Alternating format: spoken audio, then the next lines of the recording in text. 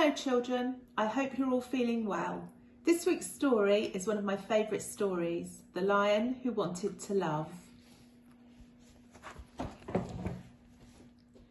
Deep in the African heartland, way out on the hot sunny plains, there lived a small lion who didn't fit in, and Leo was the lion's name.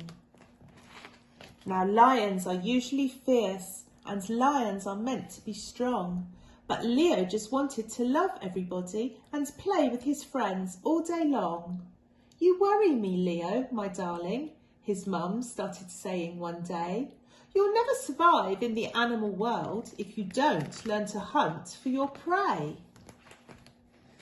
"But Mummy," said Leo bewildered, "I don't think I quite understand. I'm sure there are plenty of lions that hunt who could kill all the beasts in the land. And besides, when I'm close to a zebra, a funny thought goes through my head. Instead of deciding to bite through his skin, I'd much rather hug him instead." "I have spoken," said Leo's mum sternly.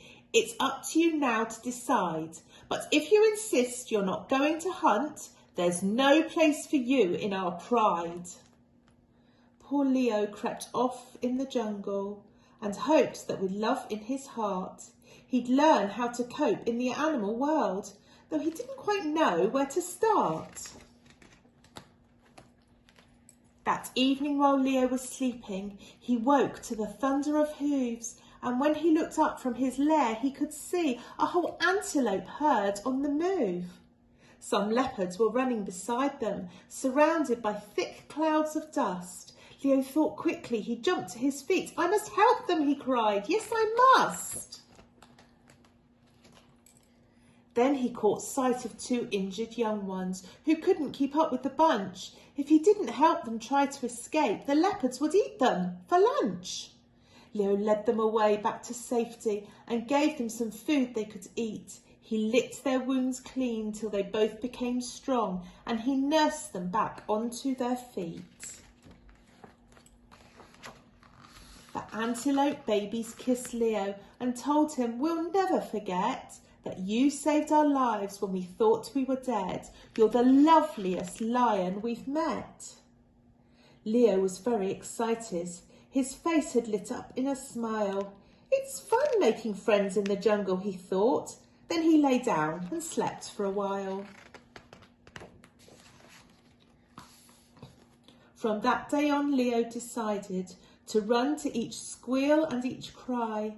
He led little hippos to watering holes, and he taught baby birds how to fly. He helped a giraffe who'd been injured and a vulture who'd broken his wing. And even though all of his friends gave him food, he never once asked for a thing. Then one day beside a wide river, Leo heard a small animal scream. He ran to the banks and caught sight of a cheetah being swept very quickly downstream. "Please help," cried the cheetah in panic. "I haven't yet learnt how to swim. The waterfall's going to drown me, I'm sure." With a splash, Leo boldly leapt in. He managed to rescue the cheetah and push him quite safe to the side. But as he was trying to scramble ashore, Leo slipped and got caught in the tide. The river was crashing and foaming, and Leo let out a loud yelp. The waterfall wasn't too far away now, so the cheetah rushed off to find help. The friends Leo had in the jungle all raced to the bank straight away. They wanted so much to show Leo their thanks, and at last they had found a way. They climbed on the rocks through the rapids and linked themselves up tail and paw. An elephant wrapped his long trunk round a tree, which anchored them safe to the shore. And when Leo got to the rapids, a lioness dipped down her head. She lifted him gently across to the bank.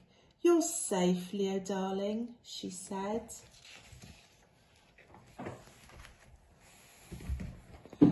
"My son, you're a brave little lion," she spoke in her humblest tone.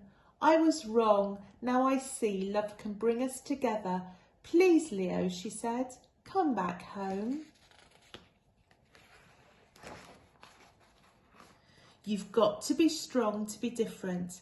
And when you've got love on your side, you've got the most valuable gift that there is. We want you as king of our pride.